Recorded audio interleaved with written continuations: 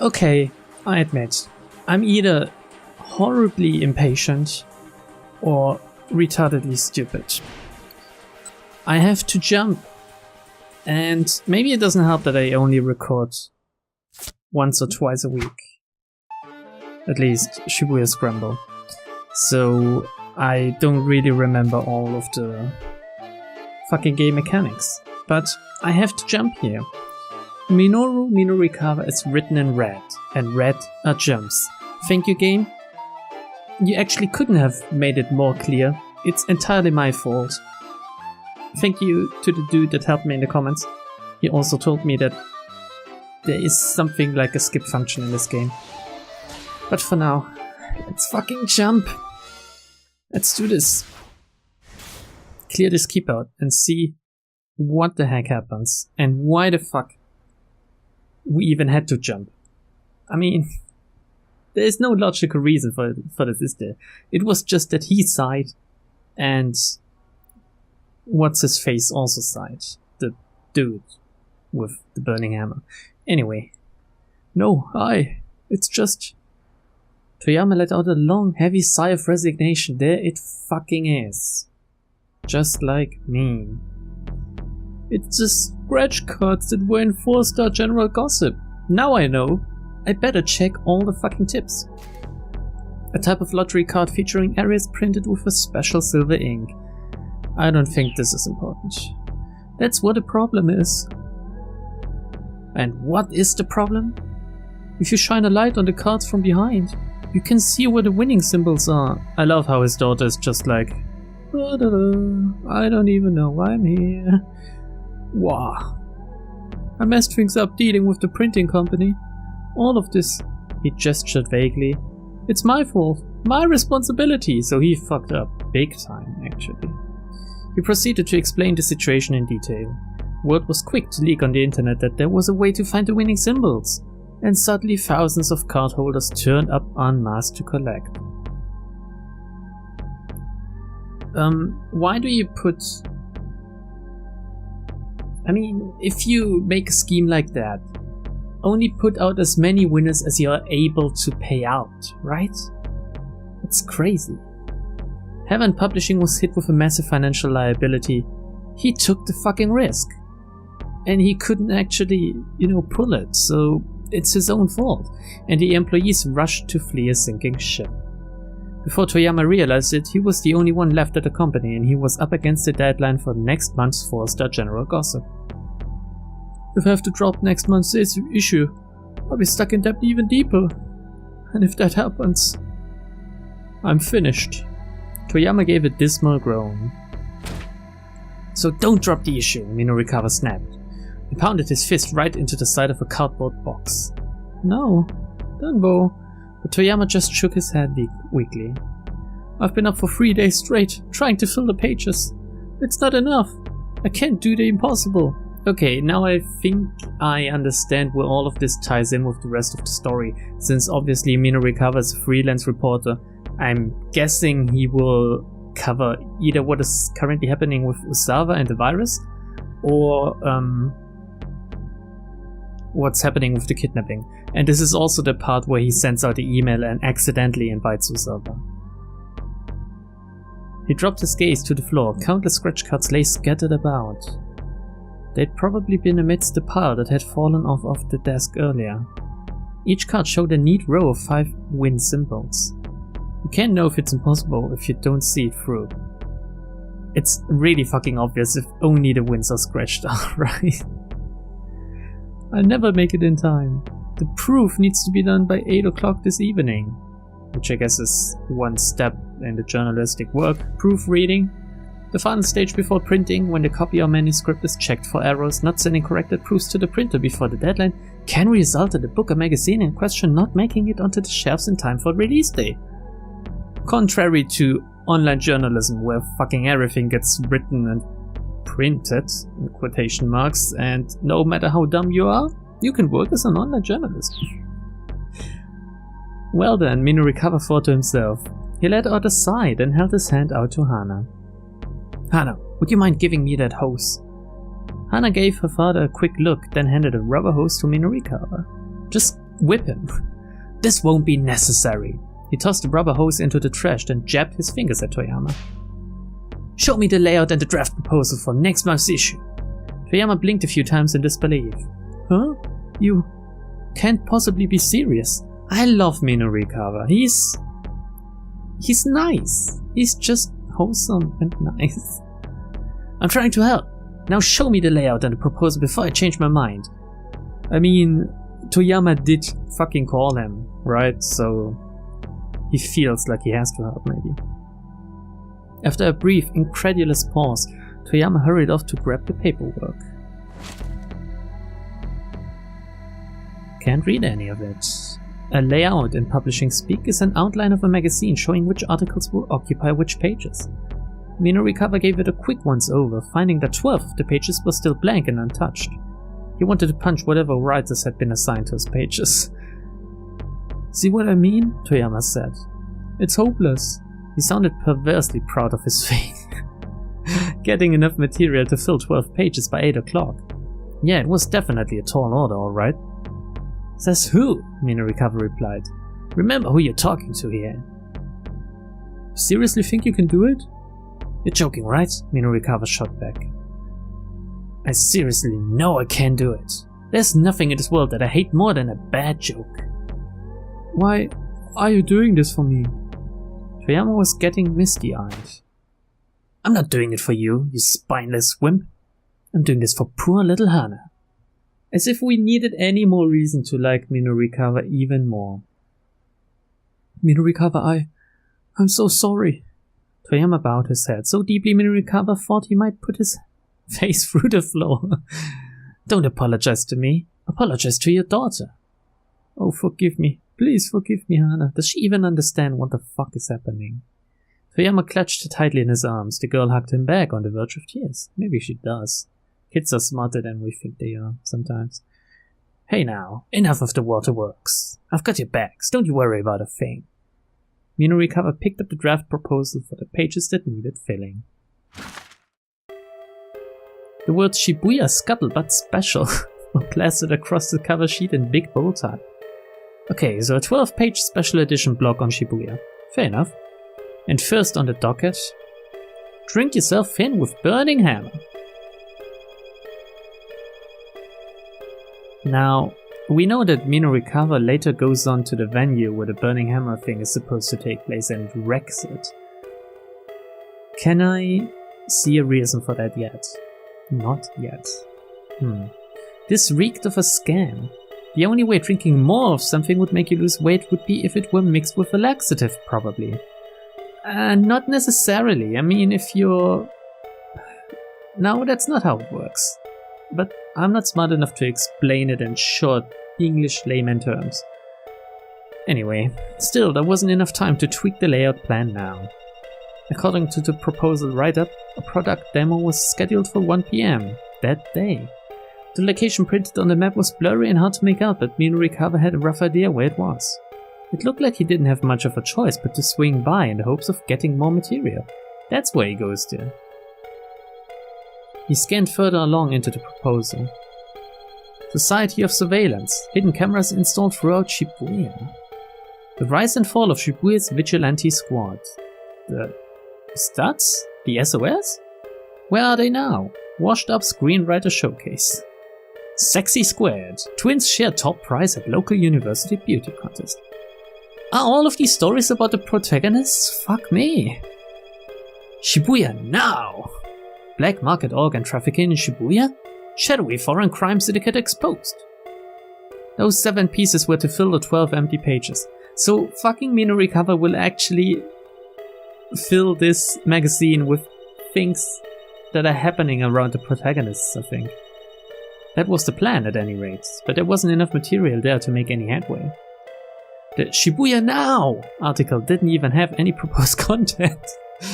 It's just Shibuya Now! This sucked hardcore. It didn't look like there was much material for the rise and fall of Shibuya's vigilante squad either. The note suggested that a few years prior, a group of youngsters in Shibuya had banded together to help fight crime in their neighborhoods. At this point, however, things had flipped around completely and they'd become a gang of street punks themselves. It's because they're missing Achi. A turn to the dark side. It had the makings for an interesting article, to be sure, but tracking down this gang would take time. Minorikawa was personally intrigued by the one about organ harvesting in Shibuya. The rumor was that organs were being smuggled out of Southeast Asia and fenced locally at a tremendous price. There was even a plan to ascertain the authenticity of these claims. Fascinating. If Minorikawa was going to be spending all day gathering other material though, he didn't have much time to spare for it. Shibuya now! The rise and fall of Shibuya's vigilante squad. Black market organ trafficking in Shibuya? Minorikawa decided that one of those three would have to go. He thought about it long and hard as he stared at the draft proposal. I'm guessing the now thing. There was a good chance he'd really screw himself over if he picked the wrong one. Oh shit, it's my decision. Finally, he decided to cut. Shibuya now? The rise and fall of Shibuya's vigilante squad? Black market organ trafficking in Shibuya? So I think cutting now makes most sense since we don't even know what it's about, but if the game fucking turns around to screw me big time, if I don't cut the black market thing out and they later catch Minorikawa, I don't know. The game is supposed to go in hours, right? So it would have to be a bad end in the 11 to 12 block. Anyway, let's scratch Shibuya now.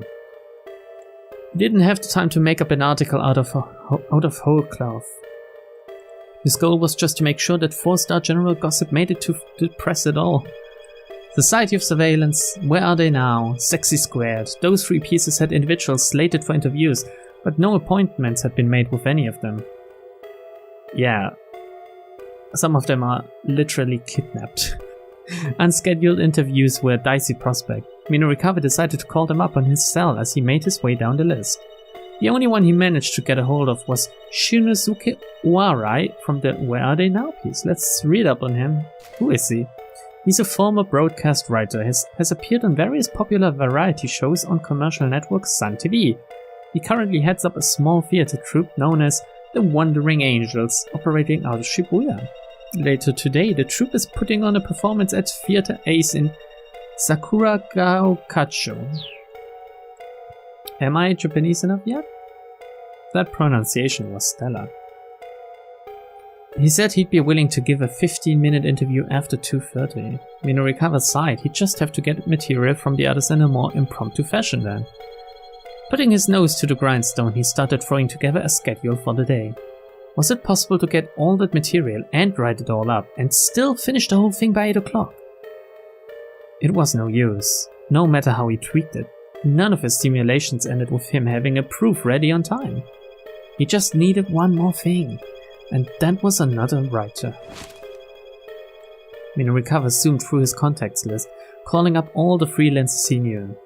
The results were depressing. Answering machines. Overseas on business. In the hospital. What? Currently doing time? What? It's getting more ridiculous. Before long he'd called everyone he could think of except for one. Novice freelancer Chiaki Ise.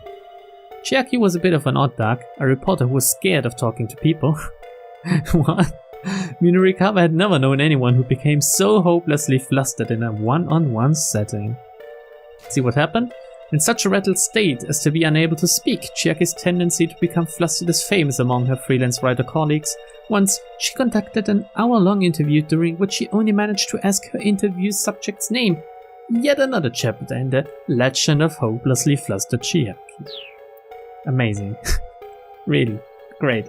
But if she only has to write, maybe we can do the interviews and she can write up the other stuff. I don't know. If she couldn't talk to people, she certainly couldn't do interviews. And if she couldn't get any real interview content, she wouldn't be able to write much in the way of a copy. Would she come to his aid if asked? Quite probably. The issue was whether she would hinder more than help. This was no time for beggars to be choosers. He decided to call up Chiaki. What he needed now were dependable folks he could count on. He decided to email all his contacts from back in his staff reporter days, which is what we won't do since this fucking... It doesn't kill Osawa, but it makes him sleep, and sleepy Osawa is a bad Osawa. So we'll turn to Chiaki. I like the name. Chiaki is a cute name, I think. Let's hope she's cute as well, and maybe the shyness adds to it. The phone rang several times before a sleepy voice finally answered. Sound only, Chiaki listened. Mellow? Oh god, no, I can't do this. Chiaki, hi, it's Minurikawa. Are you free today? Huh? What? She seemed thrown by the abrupt question. Did you just wake up? Huh? No, I mean, well, yeah. Good morning. Her voice still sounded half asleep. So then I'm guessing you don't have any work slated for today, as usual. Pretty much. No work, no money, no food. Nothing to do except sleep. If I'm not awake, I can't dwell on how hungry I am. Oh god, that's sad. She didn't sound well, almost like she literally didn't have anything to eat. Well, I've got work for you. I'm over at 4-Star Journal Gossip. Get over here ASAP. What? You really mean it? That seemed to finally wake up. Yeah, but hurry. Minurikawa decided he'd assign Chiaki to the rise and fall of Shibuya's vigilante squad. Of course, since the only thing a really shy girl should and can do is speak to delinquents. Sure. First I want you to take a look around Shibuya for this group of vigilante types. By vigilantes, do you mean people who have volunteered to help prevent crime? There was a note of relief in Chiaki's voice. If only she knew. Yeah, that's right. Except apparently now they've turned into a nasty street gang. There it is. Did you say street gang? No. No way, absolutely not. Minurikawa could almost see her shaking her head on the other end of the line. What if I get killed or sold into slavery overseas or something? He doubted there was much chance of the latter, or the former for that matter, but still, he understood her concern. Alright, I hear you, he said. Then how about you go hang around Shibuya Station and do some street interviews for me? Street interviews? There was a nervous waver in Chiaki's voice now. Yeah, just talk to normal regular people walking around outside the train station. That should be fine, yeah? But Mr. Mino, street interviews aren't really my, Apparently it was beyond her capacity to give him a simple no. No buts. Just interview at least 10 people and get me an article by 6 o'clock. Okay. What do you even ask random people? So what's your name? What do you do? Do you enjoy living in Shibuya? Are you here for work or school or something else? Man, I can't imagine being a proper reporter. Minurikawa had originally planned to axe the Shibuya Now piece because it didn't have any content, but getting some quotes from people on the street would at least make for useful filler. So, did I decide wrong earlier, or what does this really mean now? That gave him a sudden idea. He'd take on the vigilante story himself and have Chiaki handle Shibuya Now. So which one do we cut then? The one with the organs, or? It was plenty of work to keep 2 people occupied throughout the day. The more time-consuming organ market story would have to be cut. Okay, so maybe it was a non-decision earlier, it didn't matter what we chose. After explaining what kind of interviews he was after, Minurikawa hung up. He looks happy. Okay, I've gotten us another writer. We'll get through, Toyama. Somehow. Toyama shrugged gloomily. Yeah, well, the thing is, there's actually one more problem.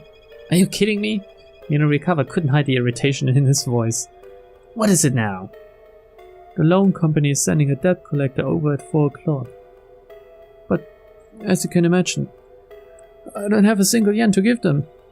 That's less than ideal, yeah. So what's the plan? Well, they've said provisionally that if next month's issue gets published, they'll be willing to wait on repayment. And there's no problem.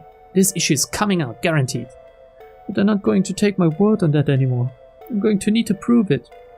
If we could fill, say, half of the 12 pages by the time they show up, I could probably convince them. Alright, Minurikawa said wearily. So for starters, we need 6 pages by 4 o'clock. They had to get all 12 pages done as it was. That made a perfect midpoint to shoot for. Oh, okay. Any other problems you'd like to let me know about? No, Toyama said. No, that's all. I really am sorry about this, Minurikawa. Again he bowed his head low. Minurikawa felt distinctly awkward. For a second I thought it would say disgusted. He had known Toyama for years and had never been kowtowed to like this before. I don't actually know that word. Yeah, well, just let me handle it, alright? Was Minorikawa saying this? Minorikawa unfolded a map of Shibuya. The first order of business was deciding where to begin getting content. He marked the editing office with a circle, then considered where to head next. Diet drink sales demo, Center Guy. Where are they now? Sakura Gaoka, Theater Ace. Society of Surveillance, Tokansaka Endo Electronics. Sexy Squared, Midoriyama Academy. Let's read up on the hint on that. A university associated with Midoriyama High School. Notable alumni include famous actress Masami Nagahama and National High School Baseball Championship winning pitcher the Tissue Prince. Its educational philosophy is summed up in its slogan, Words, Skill and Beauty. A very high percentage of winners of the Miss Midoriyama contest go on to careers in the entertainment industry. Great, I'd like to do that. Shibuya Vigilantes, location TBD. The diet drink sales demo was at 1 o'clock. And the interview with Shinosuke Uarai for Where Are They Now was slated for 2:30, so those times was set. Question was what to do in the interim. It was a little early. Maybe he should just go to Sentai and get an interview at the diet drink sales demo. It was a bit of a hike, but maybe he should go to Dogensaka and check out Endo Electronics. So this is where we don't go to the sales demo. Even though I would like to see what the fuck even happens for him to freak out, my guess is he's a drinking burning hammer. Because he gets offered one and then goes crazy. So what we'll do, obviously, is to go to Dogensaka and check out Endo Electronics, which is the place of Achi's parents, right? Achi Endo? It was a bit of a hike, but maybe he should go to Dogensaka and check out Endo Electronics, yes! Yeah, that should give him what he needed to put together the Society of Surveillance piece. Okay, I'm heading out. Don't even think about doing anything else stupid while I'm gone. Got it? Minorikawa hustled out of the editing office, hoping Toyama would take his admonition to heart. Amazing.